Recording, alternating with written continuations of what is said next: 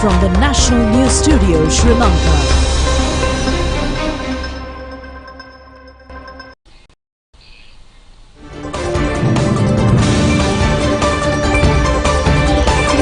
Good evening. This is the National News Telecast. I'm Vinay Tiarachi. And I'm Sharifa Tahir. We start off with the headlines.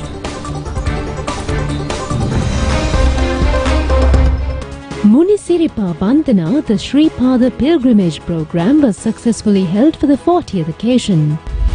A request has been made to increase the certified price of paddy up to 130 rupees a kilo. The gunman and the supporting motorcyclist of the Panadurapinwata assassination have been arrested. Private buses face losses due to protest campaigns.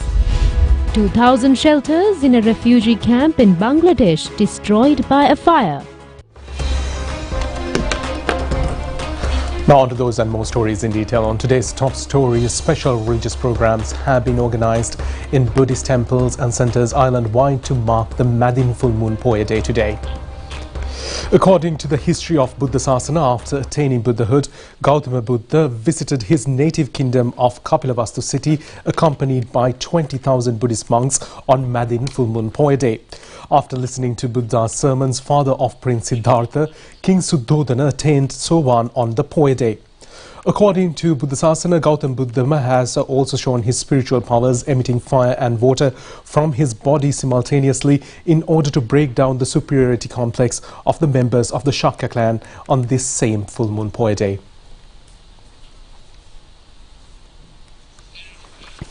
Another program of the monthly Dharma Deepani Dhamma preaching ceremony was held at Temple Trees today under the patronage of Prime Minister Dinesh Gunawardena. Venerable Padalankala Dhammadeva Thera delivered the Dharma Thashana.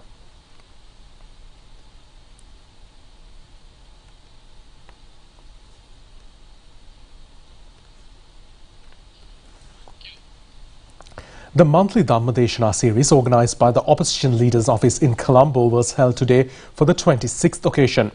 Venerable Thihadagoda Bhadya Thera delivered the Dhammadeshana today. A large number of devotees had arrived in Kandy to worship the historic Sri Dalada Maligava on Madin full moon Poya Day. Many religious programs, including almsgiving, seal campaigns and meditation programs, had been organised in Dalada Maligava premises.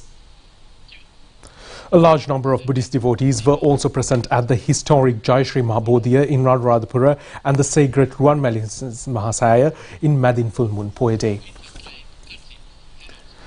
Madin Sirpa Vandana, Madin Poya Day live telecast was held at the Sri Pada sacred premises today. Sri Lanka Rupavahini Corporation conducted the live telecast from the Sri Pada Sthana for the 40th consecutive year. Buddha Puja, Dhamma sermons and religious discussions were telecast from the Sri Pada premises throughout the day. Venerable Professor Ralduwe Padmasiri conducted the religious discussion today. The Buddha Puja at noon was held by Venerable Devarakita Thera. Significant rose flower offering and special offering for God's summon were held this evening. All-night Pirit chanting will be live telecast from 9:30 p.m. today from the Sri Pada Sthana under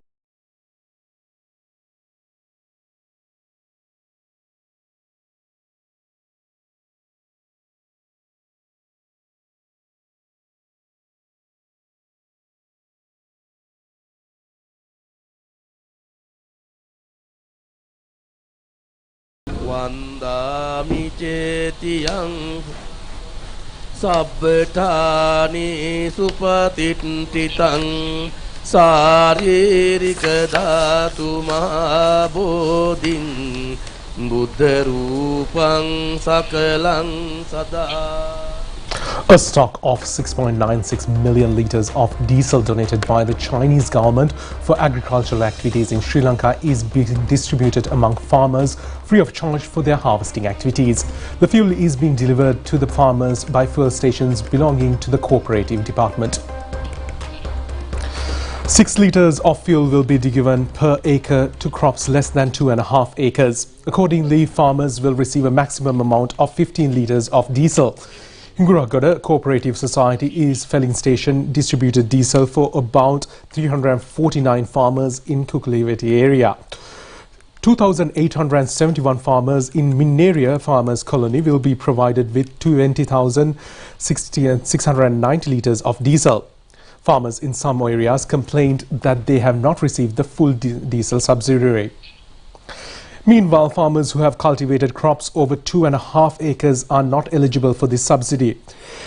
Representative of the Dehiyatta Kandiya farming organisation complained that it is unjustifiable to deprive them of this relief.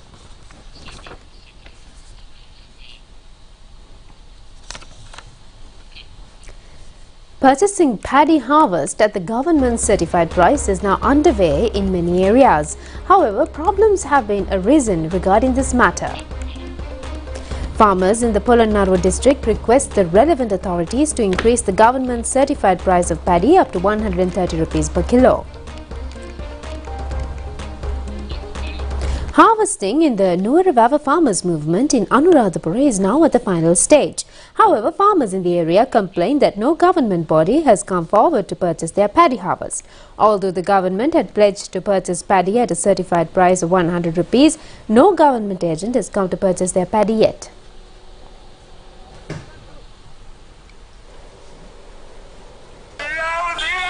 A protest campaign organised by the All Island Farmers Federation was held in Madiragiriya town last evening. They pointed out that they have faced many difficulties as private vendors purchase their paddy at very low prices. Minister Mahinda Amaraveera says that information is being revealed on the persons who had planned to import the controversial Chinese fertilizer ship. He made these comments at a media briefing held in Angurukula Palace area yesterday. Minister Mahinda Amaraveera said that the State Minister Shashindra Rajpaksha has revealed at an executive officer who mediated the import of the controversial organic fertilizer shipment and had fielded nominations for the Vattala Pradesh Sabha under the National People's Power. This is a serious matter. We must reveal the truth of this matter and tell the general public about the racketeers. Many people are putting the blame on the government for the importation of fertilizer shipment. This has also led to a controversy between China and Sri Lanka. Therefore, it is very important to investigate the matter. He said that it is also I'm studying the facts regarding this incident. SJB parliamentarian Dr. Harsha De Silva says that the IMF is about to grant the credit facility to Sri Lanka. At a press briefing held yesterday, he expressed views in this connection. SJB parliamentarian Dr. Harsha De Silva said that it is reported that the IMF is close to grant a $2.9 million credit facility to Sri Lanka. We are grateful to the IMF if they provide relief for Sri Lankan citizens. We are not looking everything at political viewpoint. We are the people first agitated to consult the IMF. We are not aware of the way how it was made successful. The President has not enlightened us, not even the Parliament. Therefore, we don't accept the conditions given by the IMF. Under a new government, we have to change the terms and conditions of the IMF. We are not ready to dance at their rhythm.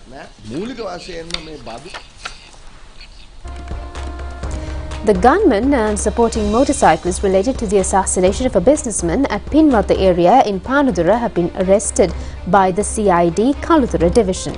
The victim has been identified as Anuradha Sampath Kadugoda, a resident in Keriwala area. He was shot dead in a luxury vehicle on the 28th of February. The arrested suspects have been identified as 34 and 40-year-old residents of Ginimel-Gaha area in Hikkadua. It has been revealed that the assassins have followed the vehicle of the relevant businessman from Kalutara to Pinwata area. The motorcyclist who supported the killer have been arrested in Gaul area and under his information, and the killer has been arrested. The police have recovered a 9mm pistol and 8 live bullets. The CID says investigations are now underway to know whether the killing was done under contract. The suspects are to be produced before Kalutara Magistrate Court to get an order for further detention.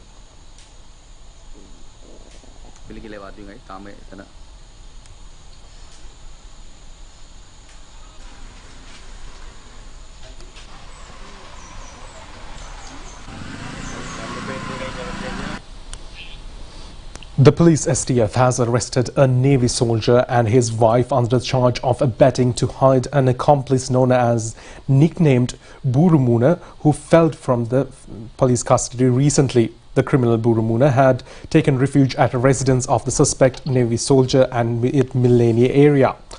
The police suspects say that the criminal Burumuna had committed 9 killings and his last crime was the killing of a canteen owner in Hangvella on the 18th of December.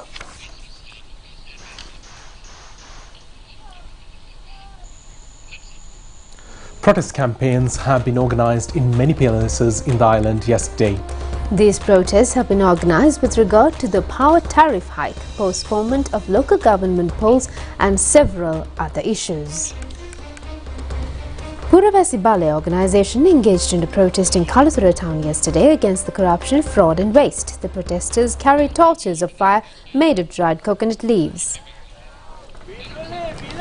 National People's Power had organised another protest campaign in Bulat Kohpitia yesterday. Another protest was held in Pothapitia area against the increase of electricity bill and tax policy. Meanwhile, electricity consumers in Ruwanpura area in Hatton have faced immense difficulties as their monthly electricity bill has been overcounted with 40 days. The error had been committed by the Ginikathena Electrical Engineers Office. Usually, the monthly bill is prepared counting 30 days. However, 40 days have been counted for the bill pertaining to the month of February. The villagers in the area say that their bill is very high due to this matter. Foreign Minister Ali Sabri paid an official visit to New Delhi to attend the Raisina Dialogue 2023 recently. On the sidelines of the summit, Minister Sabri met with External Affairs Minister of India, Dr. S. Jaishankar, for the bilateral talks between Hyderabad House in New Delhi. Raisina Dialogue is India's premier conference on geopolitics and geoeconomics. It was jointly hosted by the Observer Research Foundation and India's Ministry of External Affairs. The opening session of the dialogue was inaugurated by Prime Minister Narendra Modi and the Prime Minister of Italy, Giorgia Meloni. Minister Ali Sabri was in a one-on-one conversation with the chairman of the Observer Research Foundation, Sanjoy Joshi, at Raisina Ideas Board and spoke on the current economic situation in Sri Lanka and country's paths to recovery. Foreign Minister Sabri was also a panelist of the plenary panel discussion Bites of Promise, How Can Technology Lift Communities? During his meeting with the India's External Affairs Minister, Minister Sabri briefed Minister Jaishankar on the current developments in Sri Lanka, the status of the country's debt restructuring process and the negotiations on the IMF program. The two ministers reviewed the present status of ongoing economic cooperation and discussed the way forward. Minister Sabri followed up on the invitation that was extended to President Ranil Wickremesinghe by Prime Minister Narendra Modi to undertake a visit to India. The Sri Lankan Foreign Minister also held bilateral meetings with foreign ministers of Turkey, Southern Brazil, and he also met with Deputy Prime Minister and Foreign and European Affairs Minister of Slovenia, Tanja Fajon, on the sidelines of the summit. Sri Lanka's 6th periodic review under the International Covenant on Civil and Political Rights will be held on March 8th and 9th in Geneva. Sri Lanka acceded to the International Covenant on Civil and Political Rights, also known as ICCPR, on June 11, 1980. Currently, 173 countries have ratified the ICCPR. In addition to the implementation of the Covenant, all state parties to the Covenant have undertaken a voluntary obligation to submit periodic reports to the committee and participate in periodic reviews. Accordingly, Sri Lanka has submitted 5 periodic reports in 1983, 1990, 1994, 2003 and 2013 and has participated in 5 reviews in 1983, 1991, 1995, 2003 and 2014. The 6th report was submitted on February 22, 2019 to the Human Rights Committee. The Human Rights Committee is a body comprised of 18 independent experts that monitor the implementation of the ICCPR. The reviews of all countries are conducted by the committee. At the request of Sri Lanka, the 6th review will be conducted in hybrid format and will be led by Sri Lanka's permanent representative to the UN in Geneva, Himalaya Aruna Kuratiraka. The Human Rights Committee during the 137th session is also expected to review Egypt, Turkmenistan, Zambia, Peru and Panama in addition to Sri Lanka. The Railway Department says the number of train journeys, including the essential services, have to be cancelled. In addition, it is reported that several trains have delayed.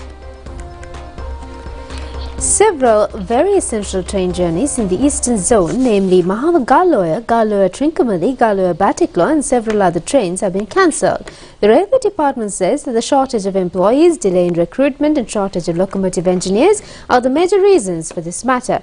Deputy General Manager Transport of the Railway Department, NG Indipolaki, says that the office trains are being maintained with much difficulty as they cannot be cancelled.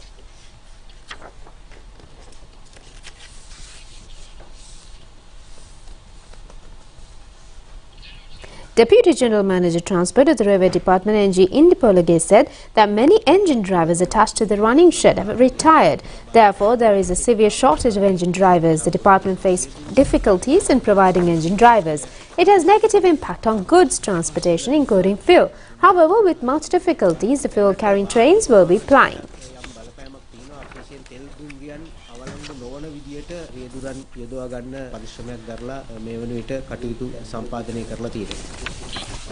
President of the Locomotive Engineers Association, KAU, Kota Singha, requests the authorities to accelerate very essential recruitment of the Railway Department.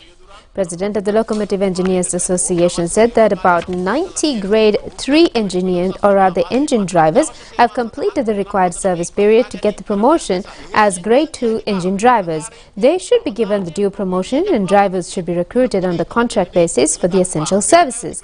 This is a problem that can be solved easily. The authorities should focus attention to this matter to keep the essential train journeys without being cancelled.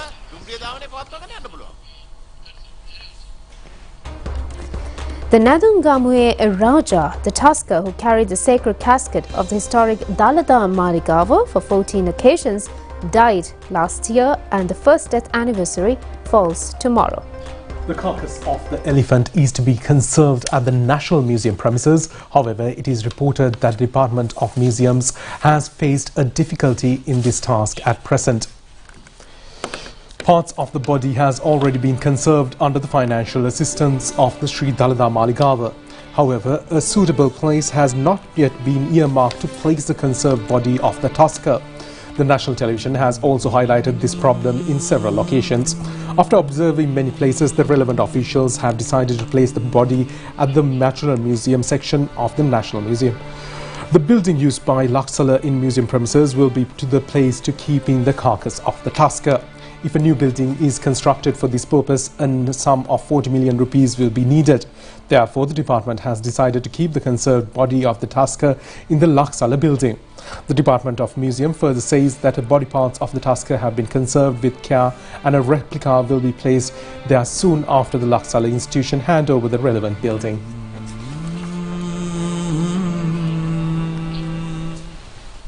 Lanka Private Bus Owners Association says that private buses have lost an income of about 500 million rupees due to the protest campaigns held in the country since January this year.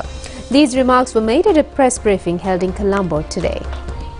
Lanka Private Bus Owners Association says that a loss of about 500 million rupees caused mainly due to the protest campaign organized in the Western Province only during the past 2 months. The loss for private bus owners outside the Western Province has not yet been calculated. The damage caused by the burning some private buses on the 9th of last May incidents has not also been calculated. President of the Lanka Private Bus Owners Association, Gamanu Vijayaratna, said that the government employees engaged in protest campaigns while getting salaries. However, their protest campaigns have severely affected the private bus industry. Private bus owners will complain this matter to the IGP and the Human Rights Commission as the rupee has appreciated against the dollar. Prices of imported batteries have decreased. Therefore, this benefit can be passed on to the public in future. Well, that's it on local stories. We'll be back with news overseas.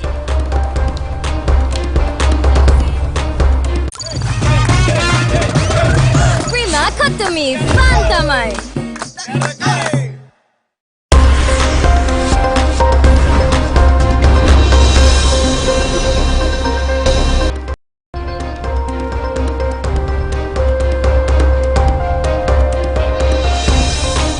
Now on to foreign news. Bangladesh authorities are investigating the cause of a massive fire in Rohingya refugee camp which has left 12,000 people without a shelter. No casualties have been reported, but the fire, which occurred yesterday, razed 2,000 shelters after spreading through gas cylinders in kitchens, officials said. Police are investigating if the fire was an act of sabotage. One man has been detained. Local media have reported the camp in the southeast is believed to be the world's largest refugee camp. Most of its more than 1 million residents, Rohingya refugees, had fled persecution in neighbouring Myanmar. The blaze had started last evening and quickly tore through the bamboo and tarpaulin shelters, an official said.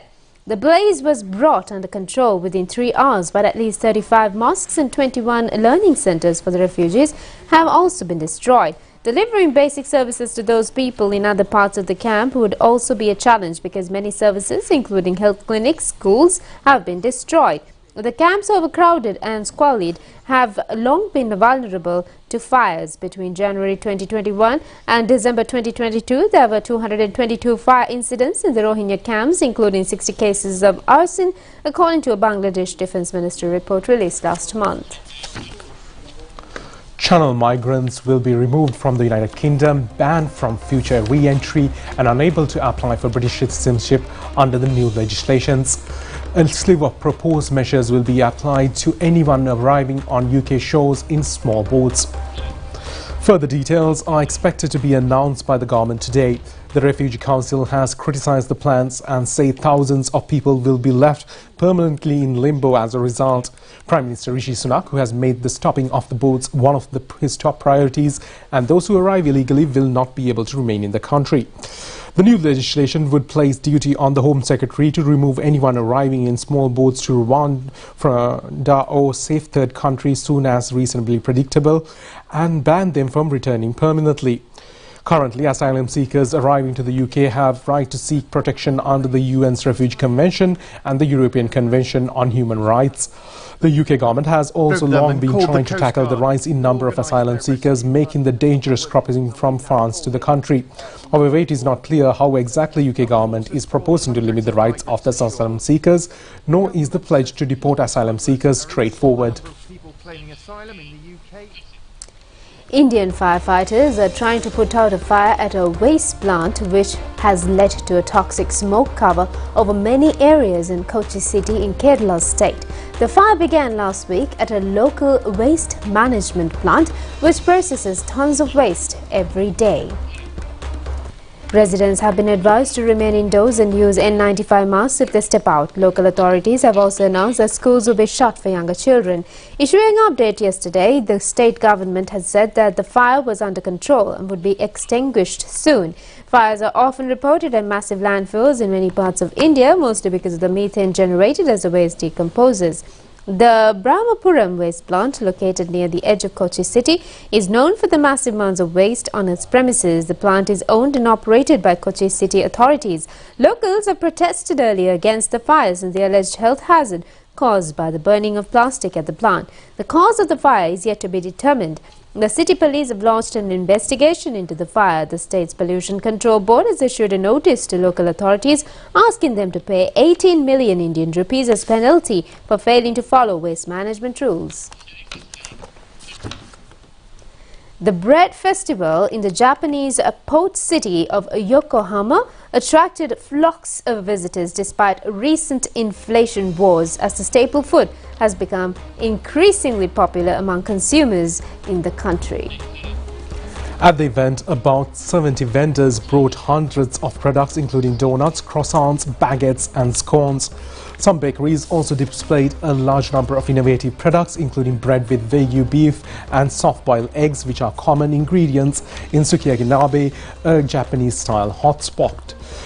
Although the price of some bread reached around 1,000 yen a piece, consumers still lined up in front of the stalls. Some vendors made nearly 600,000 yen a day. The booming popularity of the bread has expanded its market scale to 2.8 trillion yen. However, the surge in prices of raw material has brought on a huge impact on bakery businesses. More than 80% of Japan's wheat is imported, and the price is expected to rise again from April due to a global unrest. Coupled with rising prices of ingredients including eggs and butter, vendors at the event were forced to raise prices for some products by 30%. The migratory swans are leaving their winter habitats and flying northwards as the weather turns warm across China. A huge flock of migratory birds were recently seen foraging and relaxing at wetlands in the Shipment Swan Lake Wetland Park in Henan Province before their annual travel to north in early spring. Shipment is one of the destinations for whooper swans to roost and overwinter. Tens of thousands of whooper swans fly to Shipment from Siberia every October. They would migrate north and return to their breeding place in early March of the next year. Meanwhile, flocks of whooper swans can be seen playing and swimming in the Longhuaku Reservoir in Yangquan City of Shaanxi Province. While some pecked at the ground, others paddled through the water, creating a spectacular scene. Water birds are generally viewed as indicator species of wetlands and the aquatic environment. As the ecological environment is improving in recent years, the Yellow River tidal flats and wetlands are becoming the home to more and more migratory birds.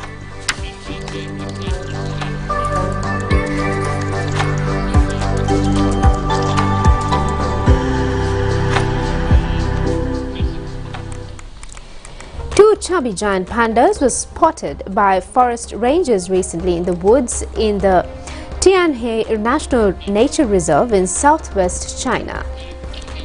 The female mammal was seen to kill time by leisurely taking a sunbath on the tree, while the male attempted to meet her halfway and climbed up the tree with great courage and determination. This marks the 8th consecutive year that the wild giant pandas have been caught on the camera in the Motiangling area.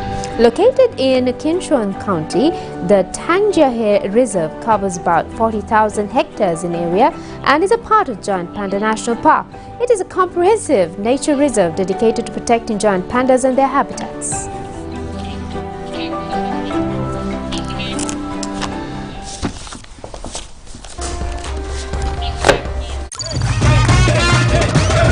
Prima Kotami Fantamai.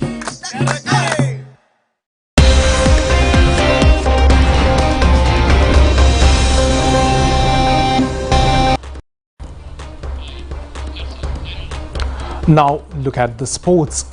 Looking at local sports, CRN FC won the Clifford Trophy rugby tournament yesterday, beating the Navy team at the final game at the racecourse grounds. CRN FC lead the first half of the game with 10-9 points. At final stage, they recorded victory 24 points to 18.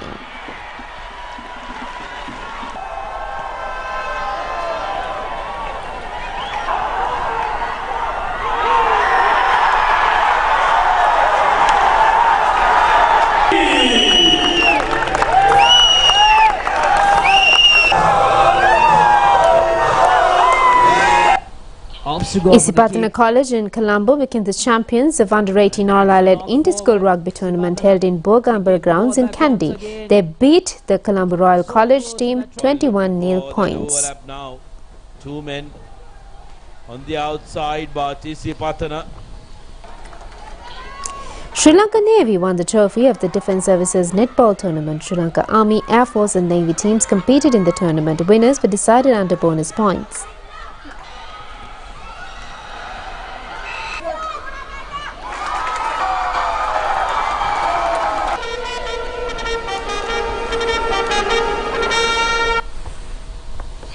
Siri Piyaratna Vidyalaya in Paduka won the trophy of the Invited School Division Netball Tournament organised by Malay Sports Club. They beat the team of Yasodhara Girls School in Colombo at the final games.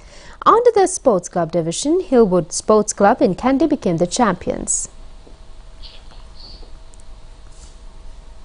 And Formula One in 2023. Max Verstappen of Belgium became the champion of the Grand Prix motor race held in Bahrain.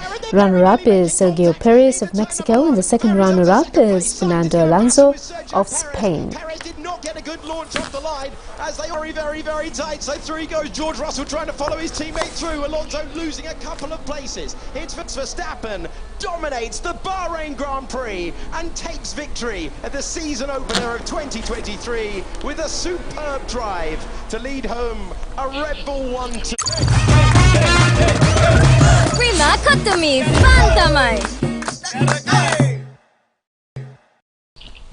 That's it for tonight's English News telecast. Thank you for joining us. Good night. Good night.